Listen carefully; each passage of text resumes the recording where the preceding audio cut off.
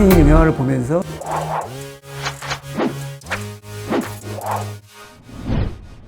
안녕하십니까. 저는 국립암센터의 빈혈기암센터에서 전립선암을 주로 담당하고 전립선암의 수술과 항암 약물 치료를 담당하고 있는 정재영이라고 합니다.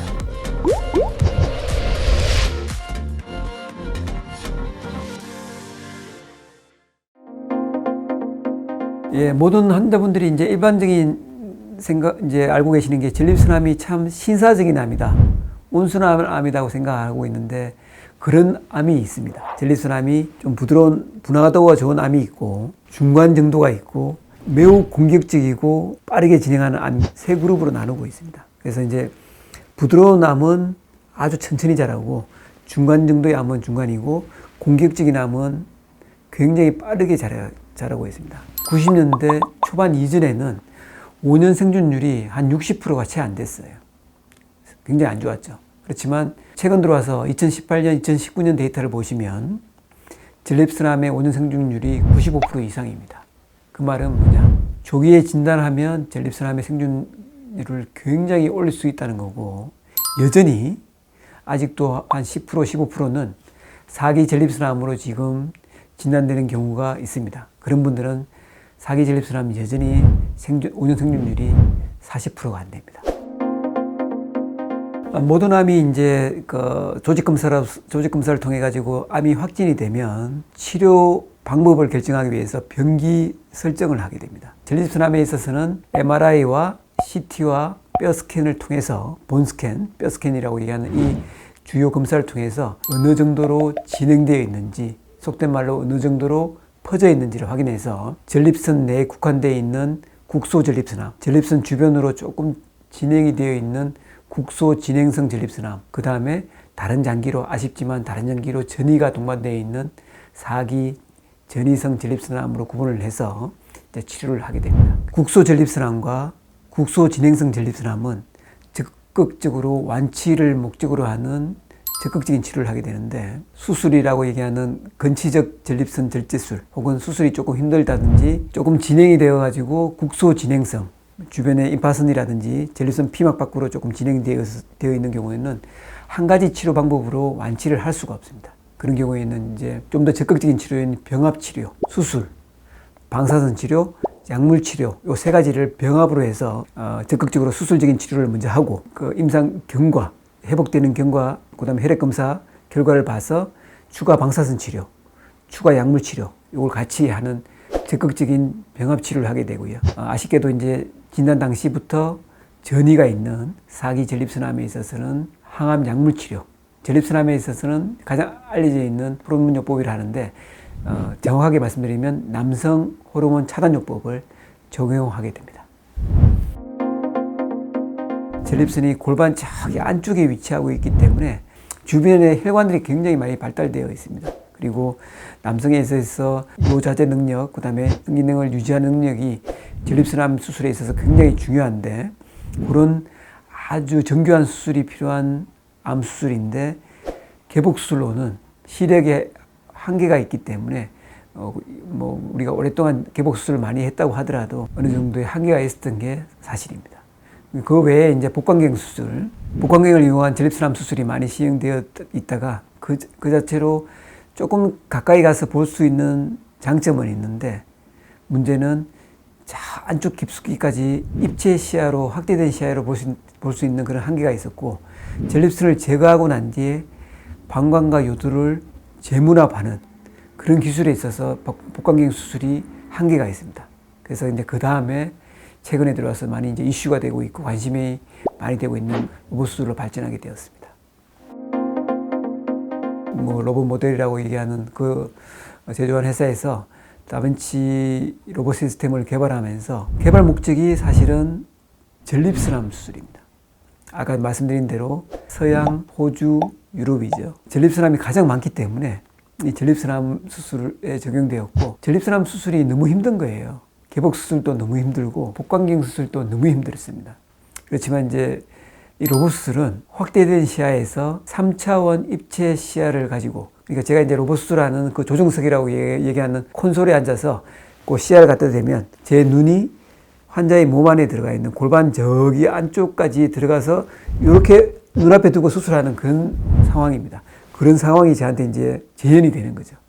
그리고 제가 이제 손가락을 이용해서 조종관을 움직이면 환자 몸속에 들어가 있는 젓가락보다 조금 더 굵은 그 로봇 팔이 저의 손가락의 움직임을 그대로 재현하는 거예요. 그러니까 3D 영상을 보면서 환자 몸 안에서 어떤 암종을 제거하는 그런 상황이 재현이 되는 거예요. 그러니까 너무나 자유로운 자유도를 가지는 수술 기구를 이용해서 그것도 아주 슬림한 나무젓가락 정도밖에 크게 안 되는 그런 수술 기구를 통해서 좁디 좁은 그 골반 내의 공간에서 수술을 하는 거죠. 실제 수술이 이루어지는 공간은 한 좌우 2, 3cm 밖에 안 되는 그 공간에서 수술이 이루어지는 거죠. 특히 전립선암을 수술하는 데 있어서 극도의 장점을 가지고 있는 시스템입니다. 대부분의 전립선암을 전문적으로 수술하는 주요 병원에서는 90% 이상이 95%까지 이 로봇 수술로 다 대치가 되었습니다. 그 전립선이 어떻게 생겨져 있고 그런 중요한 구조물들이 어떻게 환자에 따라서 다양한 형태를 보이느냐를 전립선암 수술을 로봇 수술을 1000년 이상 하면서 알게 된 거예요. 학습하게 되는 거죠. 그래서 전립선암 수술의 가장 큰 장점은 환자의 회복이 빠르고 기능적인 회복이 빠르고 기능적인 보존이 가능하고 출혈량이 아주 미약하다는 겁니다. 그래서 모든 것을 보면서 하는 수술이기 때문에 조금씩 피나는 혈관들도 다 지혈이 가능하고 출혈량이 적다는 것은 수술 중에 많은 것을 보면서 할 수 있다는 거고 많은 것을 보면서 할 수 있다는 것은 많은 것을 보존할 수가 있고 완전하게 암을 절제할 수가 있다는 그런 거를 반증적으로 이제 보여주고 있는 겁니다. 그런 데이터들이. 환자들이 조기에 회복되는 능력은 아주 현저하게 다릅니다. 조기에 요실금이 회복되고 조기에 성기능이 보존되고 회복되는 데이터는 완전히 다릅니다. 환자들에 있어서는 조기 회복이 굉장히 그분들의 삶의 질이라든지 그런데 굉장히 중요하거든요. 환자분들의 삶의 질, 환자분들의 암의 치료 결과 이런 측면에서는 이 로봇 수술이 갖고 있는 암 치료 결과와 그다음에 기능적인 회복, 조기 기능적인 회복이라든지 조기 기능적인 보존은 굉장히 중요한 의미를 가지고 있다고 저는 생각합니다. 어떤 분들은 방사선 치료를 할 것이냐, 어떤 분들은 수술을 할 것이냐, 그거는 전문가의 판단에 따라서 권고를 해드리고 환자분하고 상의해서 결정을 해야 됩니다. 제 같은 경우는 마취를 한두 시간 하는 데 있어서 결격 사유가 없는 심장 질환이라든지 뇌혈관 질환이 없는 경우에는 적극적으로 수술을 제가 권해드리고 있고요. 환자분들이 이제 수술에 대한 굉장히 불안감을 갖고 계시는 분들이 있습니다. 뭐 그런 분들에 있어서는 방사선 치료도 역시 동등하게 옵션으로서 권유해드리고 있습니다. 그렇지만 각각의 치료에 있어서 치료가 가지고 있는 특이한 부작용이 있습니다. 아까 이제 잘 알고 계시는 수술 같은 경우는 요실금, 성기능 저하. 그럼 방사선 치료 같은 경우는 뭐 요실금은 특히 좀 적지만 성기능이 저하는 시간이 지나면서 나타나는 거거든요. 급격한 변화가 아니라는 거죠. 그리고 이제 방사선 치료의 부작용이라고 얘기하는 혈뇨, 혈변, 특히 또 이제 배뇨 곤란 증세가 이제 호소하시는 분들이 있습니다. 근데 전립선 암은 큰 스펙트럼, 환자의 다음에 어떻게 될 것이라는 것을 생각하고 첫 번째 적극적인 치료를 결정을 해야 됩니다. 누구나 방사선 치료든 수술적인 치료든 단독 치료로서 완치를 기대할 수 있는 단계에 오신 암이면 두 가지 치료를 동등하게 권해드려도 전혀 문제가 되지 않습니다. 그렇지만 공격적인 암이고 3기 정도 분명히 재발을 해서 추가적인 치료가 필요할 가능성이 높은 분은 다음 치료를 생각해서 치료 계획을 잡아야 됩니다. 그런 경우에는 오히려 첫 번째로 시행하는 적극적인 치료는 수술이 돼야 됩니다. 그게 이제 제가 환자분들한테 치료를 권해주고 그 수술요법은 로봇을 이용한 적극적인 수술요법이 환자의 삶의 질이라든지 그다음에 회복이라든지 이런 데 있어서는 굉장히 중요하고 오히려 진행되어 있는 분들도 로봇 수술로서 보면서 넓게 완전하게 절제가 가능하다는 거예요.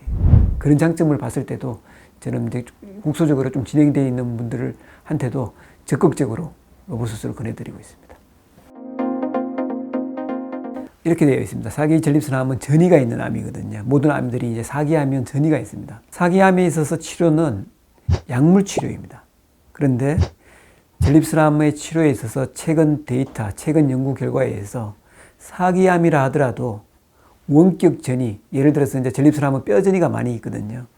뼈 전이가 그렇게 4군데 혹은 5군데 미만의 조금 전이가 적은 전립선암은 암이 시작된 1차 부위인 전립선암을 치료하는 게 생존 기간을 늘리는 데이터들이 나오고 있습니다. 현재까지는 이제 방사선 치료가 좀 나오고 있고, 저는 개인적으로 수술 역시 충분히 가치가 있을 거라고 생각하고, 국제적으로 진행되고 있는 3상 연구가 저희 국내에서도 이제 국내에서 유일하게 저희 병원에 참여를 해서 진행을 하고 있습니다.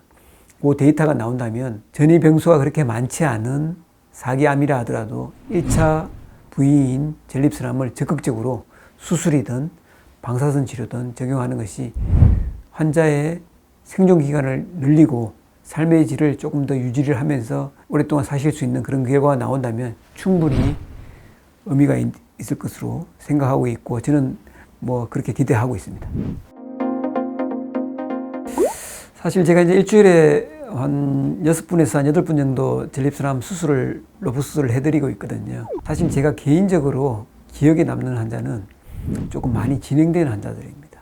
그래서 가장 기억에 남는 환자 2분 정도가 있는데, 그 중에 한 분만을 제가 말씀을 드리면, 50대 그 혼자 사시는 이제 아직 결혼을 안 하셨던 미혼 예비역 이제 군 출신의 이제 환자분이셨습니다. 이제 진료실을 문을 열고 들어오는데 사기 전립선암이 의심된 상태로 오신 거예요.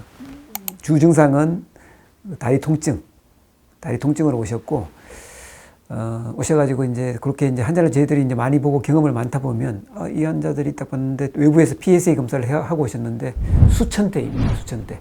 되게 증상이 한 3 미만이거든요. 그러면 이제 전립선암이 다발성으로 뼈 전이가 있는 상태로 오셨다고 우리가 이제 알고 있는 거죠. 딱 이제 느낌이 이제 있는 거고, 조직 검사하고 이제 약물 치료하고 이렇게 할 생각으로 있었는데, 옆에 따라서 같이 오신 우리 조카분이 우리 집은 왜 이랬죠? 뭐 우리 엄마는 뭐 그렇고 우리 이모는 그렇고 뭐 이렇게 얘기하면서, 아까 제가 말씀드렸던 그 BRC의 브라카 유전자 가계도예요. 들어보니까 엄마가 유방암, 이모가 유방암, 이모가 난소암, 이렇게 얘기를 하시는 거예요. 브라카 유전자, BRCA 유전자 변이가 있는.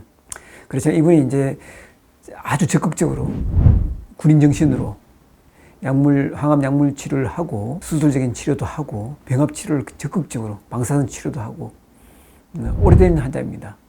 제가 제 기억으로 한 3, 4년, 4, 5년 된 환자인데, 각종 면역항암제, 각종 표적치료제, 아까 제가 말씀드렸던 브라카 유전자 변이가 있는 환자들한테 쓸 수 있는 표적치료제가 유방암, 난소암에는 적극적으로 승인이 되고 급여가 돼서 적용하고 있습니다, 지금. 근데 전립선암은 이제 허가가 나타났기 때문에, 근데 2, 3년 전에 국제다기관 임상연구가 제가 이제 PI, 공동연구자로 참여를 하고 있었기 때문에 그 표적치료제를 또 적극 투여받을 수 있는 기회가 생긴 거예요. 그걸 투여받고, 지금은 면역항암제라고 얘기하는 꿈의 면역항암제, 키툴루다라고 이제 알려져 있는 그 면역항암제가 있습니다. 그 임상이 또 전립선암에 열렸어요. 3상 임상에 이제 제가 이제 참여를 하기 때문에, 또 그 표적치료제가 효과가 없어져서 진행했을 때 키툴루다라고 얘기하는 면역항암제를 지금 투여를 받고 계세요. 지금도 역시 사기 전립선암으로 진단받고 3년 이상, 4년이, 5년이 되었는데도 적극적인 수술, 항암제, 면역항암제, 표적치료제, 방사선 치료까지 적극적으로 치료를 받으면서 현재까지 이제 치료를 받고 생존해 계시고요. 형제분들도 검사를 해서 가족분들이 적극적으로 전립선암 검사를 받고 있고, 진단되신 분들은 치료를 받고 있고, 제 환자분은 아직도 여전히 뭐 2-3달에 한 번씩 오셔서 그 면역항암제 임상에 참석하셔가지고 치료를 받고 계십니다. 그래서 그분이 가장 기억에 남는 분이고, 그러면서. 어떻게 보면 마침 그런 그 단백질 변이 치료제, 예, 표적 치료제, 예, 치료제를 사용할 수 있을 때 오셨기 때문에. 맞습니다. 그러니까 우리 기관에 오셨기 때문에 가능했던 거죠. 우리 기관에 사실 이제 그런 국제다기관 임상연구가 이제 열리는 병원들이 그게 많지 않거든요. 국내에 한 네 군데 혹은 세 군데 정도밖에 안 되는데 저희 병원에 오셨기 때문에 그런 또 치료제를 선택받고 참여할 수 있지 않았나 하는 참 다행스러운 일이라고 생각을 하고 있습니다. 전립선암은 이제 조기 진단이 중요하다고 제가 말씀을 드렸고, 조기 진단을 위해서는 50대가 되시면 자기의 전립선 특이항원이라고 하는 PSA 검사를 반드시 시행해서 자기 PSA 검사, 전립선 피검사가 정상인지를 확인하고 이상이 있으면 전립선암의 조기 진단을 위해서 검사를 하셔야 됩니다. 그리고 전립선암이 진단이 되신 분들은 다행스럽게 조기에 진단이 된 분들은 적극적인 수술, 적극적인 방사선 치료, 아니면 너무 조기에 아주 부드러운 암이 진단되는 경우에는 조기에 수술하거나 조기에 방사선 치료할 필요 없이 적극적인 대기 관찰요법을 적절하게 진행하면서 추후에 암이 진행이 좀 되었을 때 적극적인 수술이나 방사선 치료를 진행해도 됩니다. 그래서 조기 진단이 되시는 분들은 전문가들한테 이 적극적인 치료의 옵션을 추천을 받으시면 될 것 같고요. 아쉽게도 진단 당시에 상위 전립선암인 경우에는 실망하실 필요, 물론 환자분들한테는 청천벽력과 같은 그런 이야기입니다. 제가 이렇게 말씀을 드리더라도 청천벽력과 같은 얘기인데, 다행스럽게 전립선암이 선진국 암입니다. 서양인들한테 많기 때문에 여러 가지 신약들이 많이들 개발되고 있고, 지금 현재도 삼상 임상 연구들이 굉장히 많이 진행되고 있습니다. 그래서 호르몬 차단요법, 조기에 항암제 치료를 병합하는 치료, 전이가 있는 환자들이라 하더라도 조기에 방사선 치료, 수술적인 치료까지 병합으로 해서 적극적으로 치료를 하고, 그 다음에 현재 개발되어 있는 여러 가지 항암 약물 치료를 순차적으로 적절한 타이밍에 적절한 약물을 적절한 환자들한테 순차적으로 적용을 해주는 전문가들한테 치료를 맡기신다면 좋은 삶의 질을 유지하면서 오랜 기간 동안 가족들과 좀 행복하게 생활을 영위하지 않을까 생각합니다. 절대 실망하지 말고 적극적으로 치료받으실 것을 권해드리고 싶습니다. 지금까지 국립암센터의 전립선암을 치료하고 있는 정재영이었습니다. 동영상을 보시고 궁금한 점들이 있으시면 언제라도 댓글을 달아주시면 제가 시간 나는 대로 확인해서 답글을 달아드리도록 하겠습니다. 감사합니다.